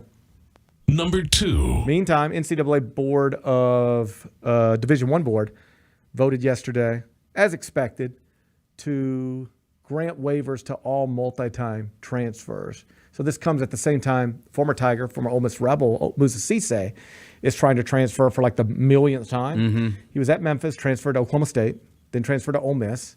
Now he wants to transfer again. And as recently as, say, 2 days ago, he would have needed a waiver to get that, and sometimes they are declined. But because the NCAA is losing court cases one after another, right, they just decided to get out of this business. And so now you could transfer after every season to a new school and be eligible. You don't have to wonder. Remember, every time Memphis would get a multi-time transfer, there'd be a question about, is he going to get the waiver? What have we heard about the waiver? Is there any update on the waiver? We're still waiting on a waiver. Hadn't heard back about the waiver. It's happened at Memphis multiple times. It's happened at just about every school, right? Mm-hmm. Well, those are done. You don't have to wait or wonder. If you hear somebody is transferring to Memphis, as long as they are academically eligible, they will be eligible to play at the University of Memphis the following season. The waivers are done. And it's just the latest bit of evidence that serves as a reminder that we're not going backwards on this stuff. The player movement will never go the other direction unless we collectively bargain, make them employees, and allow them to negotiate contracts and sign multi-year deals. But as it is, as currently constructed, player movement is not going to go backwards. You will have a player while he's on campus, and if that player wants to leave you after the season, his options will not be limited, or her options will not be limited. They'll be able to go wherever they want to go and play immediately, again, as long as they are academically eligible. So not unexpected, but still a significant change in college athletics. Number 3. Kim Kardashian. You know her. She was on Jimmy Kimmel last night, and she did not, I know this was what people were tuning in for, to see if she would discuss the latest song Taylor Swift has written and published that is seemingly a shot at Kim K. You'll be disappointed to know it did not come up. Jimmy didn't bring it up? Nope. Oh, Jimmy got some direction. Yeah, that's the way those things work. Oh yeah, Jimmy. They're like, we can't. We gotta. They like late night talk shows for the most part. They are all those conversations are planned beforehand. Yeah. Like when you hear somebody say, "So, did you do anything fun for Christmas?" It's because like a producer has already been in the back talking to Jennifer Garner.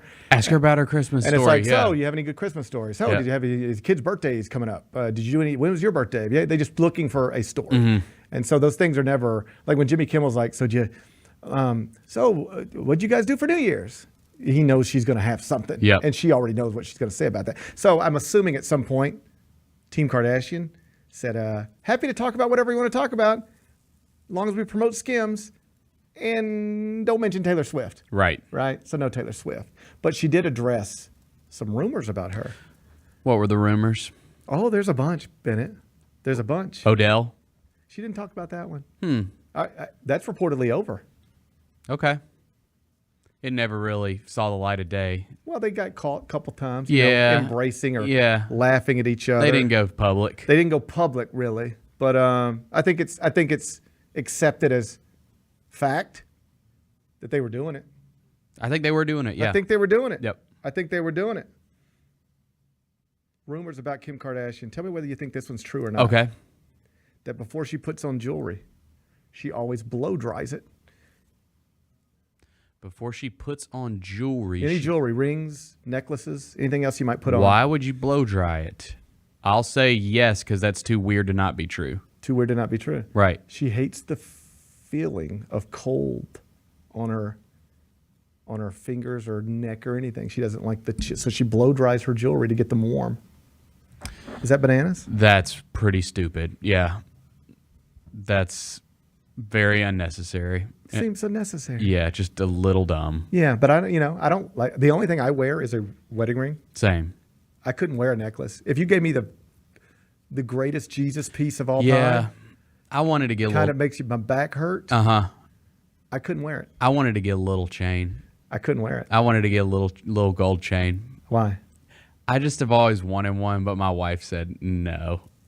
I want to get a big Jesus piece. She was like, "You will look like an idiot." Do you think people with chains look like idiots? No, I think they look cool. And I just want like a little gold one. And I thought it would look cool, but my wife was like, no, you'll look like a dumbass. What if I get a big Jesus piece? That would be too much. Think so? Could you see me rocking a little gold chain like under the just kind of like? I think it get lost in your beard. That's why it's just like a little accessory to the beard. Like it's a just beard accessory. Yeah, like it makes it pop a little bit more. Make your beard pop. Just like a little thin gold chain. Yeah. Like just something real simple. You know what would make that beard pop a little bit? Some like dye. Some beard oil. Yeah. Yeah. Like dye. Like No More Gray. Gray Be Gone. I mean, I can't. But you like it. It adds. What do you think it adds? Your gray. Besides. Oh, age. I don't know if it adds anything. Might not add anything. No, I don't know if it adds anything. I'm just too far along to shave it at this point. I understand. Yeah. I've been there. I understand what you're going through. Yeah. Rumor, true or false? She washes her feet every night before she gets into bed. I'm going to say that that's true. It is true, but why? Why would you do that? Because when you're like when you're like super into like your personal appearance, the feet become very important. Like to me, I barely know what my feet even look like. I have awful feet. I don't have great feet. I don't have bad feet. I feel like I have bad feet. I don't think I have bad feet, but I don't even think about it like that. But people that like really care about their appearances, they take care of those feet. Like they're getting pedicures, they're soaking But them. aren't you ever so tired, just like, you know what, tonight, I'm just going to not wash my feet and get into bed. You would think. You would think. But I mean, again, like her appearance is everything. Like it's her brand. Like it's, you can't get caught lacking. Like you can't get caught. No. I understand. So you're always massaging them feet. I've never once gotten to bed and said, oh my God, I can't be in this bed because my feet are too dirty. There are times where I feel like I need to shower before I get into bed, but it never has anything to do with my feet. I feel like my feet are always fine.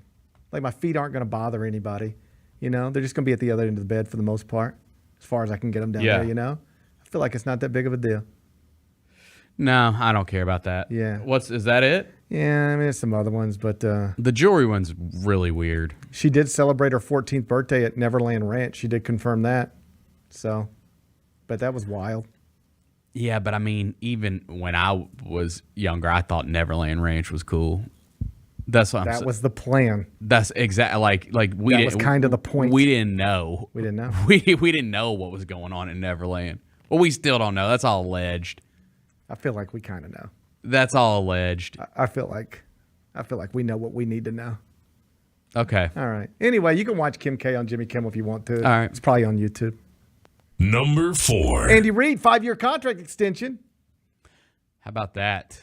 66 years old. You add 5, that's 71. That's deserved. It is deserved. Yep. It is deserved. He coaches in every AFC championship game. He coaches in most of the Super Bowls. He wins them sometimes. Mm-hmm. He's a GOAT. Everybody likes him. Everybody does like Andy. Remember when he was the coach who couldn't win the big one? Mm-hmm. Now he wins the big ones. Long time ago. Now he wins the big ones because he's got Patrick Mahomes and Travis Kelce. Yeah. And that's a great place to start. Is Andy Reid a Super Bowl champion because of Patrick Mahomes? Or is Patrick Mahomes a Super Bowl champion because of Andy Reid? Ooh. Interesting. Interesting. I mean, you have to have a great quarterback, but that's such a team sport. I think I would lean towards Patrick Mahomes. I think but he's a big part of it. Andy Reid's a big part of it. Hey, they probably need each other. Yeah. And now they're going to have each other. I'll say I don't know if they get 2 without Andy Reid. How about that? How about that? It's fine with me. Yeah. All right. So now they're going to be together for at least 5 more years per terms of Andy Reid's new contract. Mm-hmm. So we'll wish him good health and hope that he gets there. Yeah. Yeah. Number 5. We had a title change last night. Yeah, I mean, we had a new champion. Nobody lost their championship. Rhea Ripley's hurt. That's right. She had to vacate her title. Mm-hmm. She really is hurt. Yeah, she really is hurt. Did you see when she got hurt, the moment it was? No. So you didn't notice it in real time, but then when it became clear she hurt her shoulder, arm, whatever, mm-hmm. people went back to the episode before, the Monday Night Raw before, mm-hmm. to look at it. And there's a moment where Liv Morgan throws her into a wall, mm-hmm. and you can hear her it's not your normal wrestling sounds. It sounds like somebody who actually got hurt. It's like, it's one of those. It's sound like me on Friday morning trying to swing a golf club. I don't. Bennett, you're skeptical? No, I think that injury happened somewhere else. I think they planned that whole thing to like have a story behind the injury. Bennett. I don't think she got hurt there. That's a conspiracy. Yeah, I don't think she got hurt. Are you doing in that conspiracies? Moment. Yes, I don't think she You're got into hurt. conspiracies Yes, now. I don't think This she is got all hurt. checking I mean, out. look at me. Look I at don't the think beard. The beard. So Bennett's got the beard. Watches UFC. I'm on X a lot. On X a lot. Yeah. Storm the Capitol. On For You. I know. Sometimes I'll be on that For You tab. So For You will get you. Things happen. For You tab gets you wild. Things happen in that For You tab. Man, For You is You want to get wild. radicalized quickly? Just look at the For You tab for a week straight. It really will. It really will. I mean, I read stuff sometimes and I'm like, well, that's wild. And then I go, oh, Christ, get off I'm this. in For You. Oh, Let me get go off back this. to my following. Get back over here with the sensible people. Yep. It's like you get, and they'll set you up sometimes. Oh yeah. You just open the app and it's like you're on For You. I didn't mean to be. No, I think when you open it, you're on For You. Well, it's like, when I turn my TV off and I'm on, say, channel 206, when I turn my TV back on, it's on channel 206. That's not the way X works. No. I call it Twitter. I'll still call it Twitter, but that's not the way it works. I'm looking at my following people I follow. Yep. And I close the app and I go back to it and they got me over here on the For Yous. They got me on a different channel reading conspiracy theories. And now you're bringing it straight to the studio. You don't think Becky Lynch really got hurt in the way described? No, I do not. I mean, Rhea Ripley. Rhea Ripley, you're right. What do you think? You think she's pregnant? No, I think she got hurt wrestling, and then they had to like figure out a storyline to back it up. Why couldn't they just say she got hurt wrestling if she got hurt wrestling? Oh, because you can get like a good story out of it by pumping up Liv Morgan. The story is that she just got hurt wrestling in the back. That's the story. All right. That is the story. Well, me and everybody else on For You disagrees. Okay. I guess there's a whole nother world over there on For You Yep. about the, hey. So anyway, Rhea Ripley, she'll be back with a vengeance. She'll be back with a vengeance. Of course she will. Your new women's world champion, Becky Lynch. Oh, yeah. I like Becky Lynch. She's my favorite. She's my favorite women's wrestler. She yours? No. Who's your favorite women's wrestler? Probably the Queen. Probably the Queen, Charlotte Flair. Still? I like the Queen, man. She's great. She's great. She ain't no Becky Lynch. Yes, she is. No, she's not. Oh, yes, she is. Not in 2024. She's not.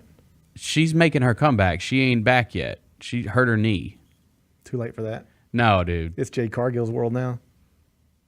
I do not wear Under Armour. No, dude.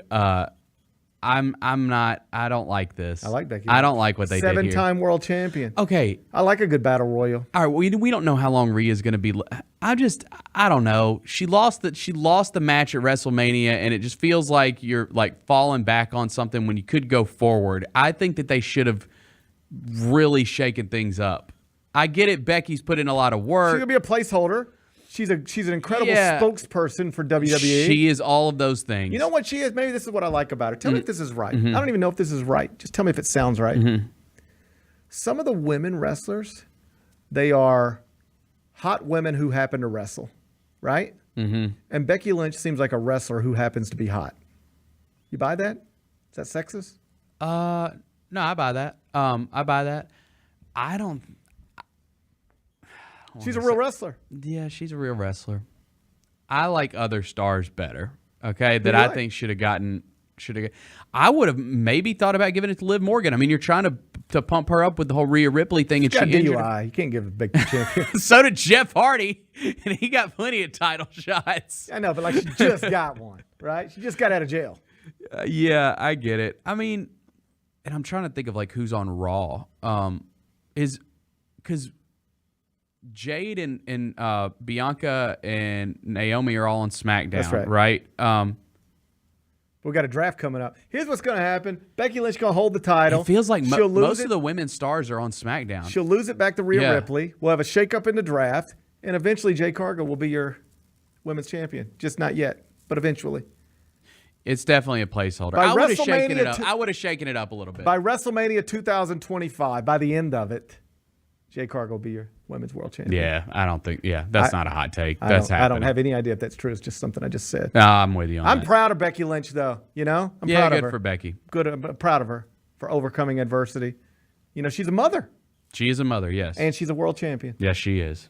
And she's got beautiful red hair. Yep. Don't you like her red hair? Yeah, I do. You don't like her red hair? I do like her red hair. Do you like red hair? Just broadly speaking? Yeah.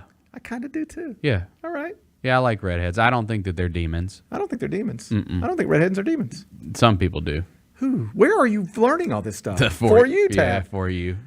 Yeah. The For You tab doesn't think Becky Lynch is hurt, and they think redheads are demons. Yeah. What the fuck? Yeah. Wow. They think redheads are demonic. Yeah. I don't think that. I don't think that either. I don't think But I've that. heard it. I'm just hearing it. I'm just hearing it. Anyway, that's a lot to process, you know? Mm-hmm. I might have to think about that. Yeah. All right. All right. Be back with GP's carry up.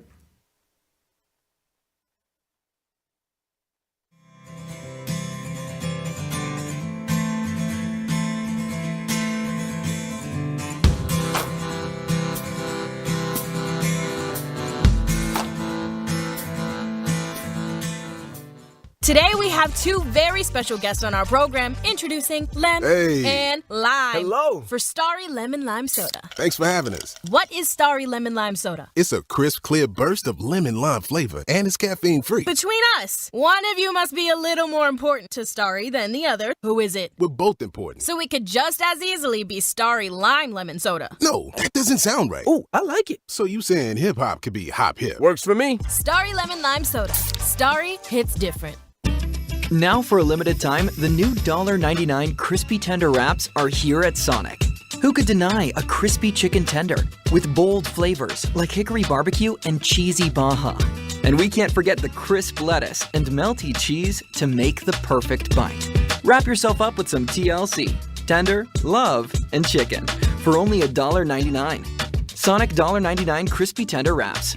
Tax not included, limited time only at participating Sonic drive-ins. I will take High School Musical with my fifth and final pick because it is a sports movie. You do got to get your head in the game. I love High School Musical. I love musicals. Sports and musicals can coexist in this beautiful world. What a beautiful, beautiful movie. Even though High School Musical 1 is not even the best of the High School Musicals. Tune in to the Jessica Benson Show with CJ Hurt live every weekday at 8 a.m. on YouTube at Grind City Media and the official Grind City Media app.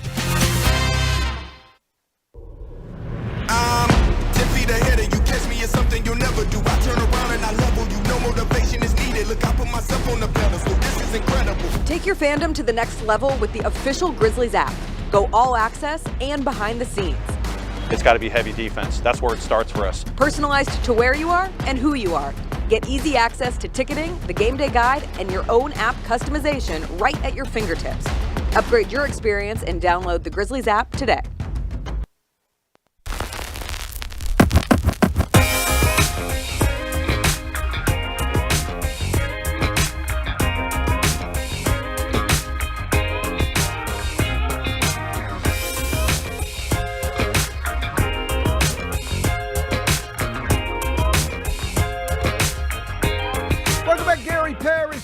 Presented by Ortho South. We're in the Built Ford Tough. Looks like a nice day outside it of is FedEx nice. Forum, I'm going to go for a nice little stroll after this. Bennett's thinking about getting some steps. It's 69 degrees outside, Bennett.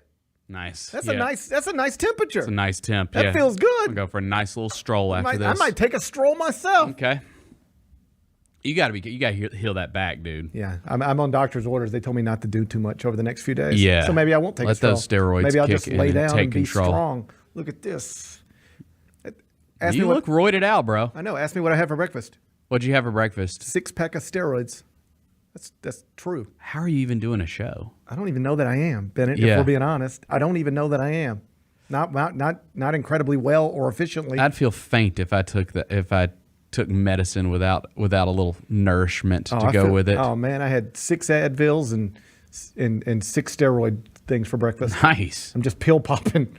It's a hell of a way to start a day. It's possible I'm becoming a pill popper. You know? Yeah. It's happened to better men than whatever. me. It's 2024. Everybody's popping pills these days, aren't they? That's right. Yeah. That's how everybody starts their day. The other day at the golf course, I was noticeably hurt because I wouldn't stop saying I'm hurt. You know, I wouldn't stop announcing it. You're right. I wanted to say it over and over again every few minutes. And finally, one of my buddies was like, I got, what do you need? I was like, I don't know that I need anything. I'm just hurting. He's like, well, just let me run to my truck. I was like, you just keep drugs in your truck like that? He had everything. He's like, well, you need some muscle relaxers or Oh, damn. Or some of this or some of this. I was like, how do you just have all these drugs in your vehicle? You never know. You never know. That's why it's always, it's always worth asking. You never know. Yep. Right? Yep. Right? Everybody's pill popping. Maybe I'm next. Yep. Maybe I'm the next to fall victim. Happened to better men than me. Bennett, I'll try to keep it under control though. But right now, that's what a man takes six steroid pills for breakfast looks like. Nice. Let's do GP's carryout. It's time for GP's Carryout. One final segment filled with stuff to take with you. It's not everything you need to know, but it's most of it. What did we learn today? A whole bunch of stuff, but I think the most interesting thing, Bennett says on the For You tab, they're doubting Becky Lynch and also suggesting, if not insisting, that redheads are demons. Are these two things connected? Because Becky Lynch is a redhead. I don't think they're connected, but they are good at interconnecting things. That's true. I'm sorry, I should fix. They say Rhea Ripley didn't really get hurt the way they say. Right, she got hurt in a match and they created a fake story. I think she got hurt getting thrown into a wall by Liv Morgan. Okay. I'm gonna accept the story as presented. But on the For You tab on X, they're skeptical. And Bennett of a lot of things, not just wrestling stuff. Anything. Yeah. Anything. Elections. Yeah. Rhea Ripley's injury. Remember when we had that eclipse? Were people skeptical of the eclipse? Oh yeah, that wasn't just any normal eclipse. That was like end of the world, get stuff for your bunker, like be ready for the end of civilization eclipse. Oh wow. Yeah. I thought it was just a normal eclipse, but again, For You, I took a step back. I was like, okay, I've already bought my glasses. Like I'm just trying to watch this thing. I saw somebody make this point somewhere. I don't even know if it's a good point, but it caught my attention. They said, you got all these bozos. And maybe they didn't say bozos. Maybe that's me inserting a word. But the way I interpret it was you got all these bozos and they're driving to certain parts of the country, buying their glasses, renting Airbnbs and hotel rooms so that they could be in the precise spot at the precise moment to experience an eclipse. They had to trust scientists. That's right. And they just did it. They did it. They trusted the science. They didn't do their own research. And it worked. The scientists, the people who study this stuff, they said, if you go here at this exact time, that's the place to be. And this is what you'll see. And you got all these bozos, and they said, okay, I guess we'll do it because the scientist said so. And then you put other stuff in front of them, and they just, you see what I'm saying? I see what you're saying. I'm getting your drift. It's wild out there sometimes. It's wild out there, yeah. It's wild out there. It is. What's today's biggest game? 6:30 TNT. Okay. Anthony Edwards. Yeah. Kevin Durant. It's the Suns and the Timberwolves. Target Center, downtown Minneapolis. Timberwolves are 3.5-point favorites. Your total's 211.5. Big bet, Bennett. You won last night. Yes, did win last night. Your record's now 105, 113, and 4. So you're 8 games below 500. You're down 20.3 units. But if you win tonight, you're inside negative 20 again, which is like not great, obviously, but it's better than this shit that you've been doing. Maybe we'll do what we did last night. And I said the Lakers probably going to lose, but it's going to be a really tight game. And it wasn't even tight for a while. Right. Let's try to recapture some of that magic, and we'll go with Suns plus 3.5. Suns plus 3.5. Yeah. Bennett says he's going to take the underdog. Kevin Durant, his heart has been questioned by Colin Cowherd and others. It'd be cool to see a vintage KD game tonight. It would be nice to see a KD vintage game tonight. Colin Cowherd said he's irrelevant. Kevin Durant is irrelevant since leaving Golden State. I mean, the Brooklyn thing was kind of a mess. Listen, You won nothing before you teamed up with Steph Curry. He won a title before you. He won a title after you. Since you left Steph Curry, you've done nothing. That's what Colin Cowherd said. Yeah, but I mean, the difference is he was the best player on those Warriors teams. So I get it. Like, you had to do it with Steph. I get the point. But the difference there is KD was the best player on those teams that won those titles. So I think the point gets I think it loses a little bit there. Yeah. I agree with you. But he has made some not so great career decisions. Oh no, the Brooklyn thing was a disaster. Yeah. We'll see here. I mean, I think Minnesota's. He put his career in the hands of Kyrie Irving, and he's paid a price for it. Yeah, that's true. That's true. Plus, he's had 2 major injuries as well. But if you got some heart about you, tonight you bounce back. Let's go big tonight, You're not Katie. Gonna let Michael Jordan talk about Anthony Edwards in a way that he never talked about you. Anthony Edwards called you a old ass. He did. That was wild. That was wild. Where's your heart at? Where's your heart at? Let's go, Katie. Katie tonight, bounce back game. That's what Big Bet Bennett's predicting. What are we watching on TV? Have you started watching The Jinx Part 2? I never watched part 1. Holy. I know, and my wife is like, dude, watch it because I'm trying to watch this. It's incredible. Yeah. I'm gonna start watching it today. You have to. Okay, because like now you're like the 5th person that's like, dude, what? Are you serious? Like everyone's watched The Jinx. The Jinx came out, or at least I got turned on to it during the NCAA tournament one year. I want to say it was like maybe 2015. Maybe that was around the time. Yeah. I vividly remember being in Dallas, and I was there for a Duke-Gonzaga regional final. Yeah. And I was flying from New York to Dallas. Yeah. I don't know why I was doing this. It's back when I used to go to games for some reason. And I flew from New York to Dallas on like a Saturday night, and we had an afternoon game on Sunday, Duke-Gonzaga regional final, something like that. And I was like, I guess I'll just watch The Jinx on my flight. I think it was actually on like the Delta TV, HBO. I started watching it. I stayed up all night long watching that. Watching the whole thing. I couldn't stop. It was like, I don't remember how many episodes it was, 6, 8, whatever it was. Could not stop watching. I stayed up till like 4 in the morning, watched the whole thing. It's really one of the best documentaries you will have ever seen. Okay, I'm in. Excellent. And so tonight, or now rather, first episode of The Jinx Part 2, The Life and Death of Robert Durst. It started Sunday night, and it's picking up where the old documentary ended. Because, like, this documentary, spoiler alert, but, like, you probably know. You know anything about it? Do you know anything about it? Don't say anything. I won't say I know anything a little bit, yeah, but don't say anything. Okay, I'm not going to say anything about it, but it picked the end of the part 1 of The Jinx is like, what the? Shocker. Okay. And this picks up right after that. First episode came out Sunday night. It's streaming right now on Max. It's 6 episodes. It's going to be every Sunday night for 6 straight weeks. If you haven't seen The Jinx, I can't recommend it enough. And if you have seen that, you know that part 2 should be terrific. So jump What's in. the best thing we've read? Jason Munns. A lot of Memphis athletic department news yesterday at the Commercial Appeal, commercialappeal.com. AD leaving, 2 transfer portal guards on their way.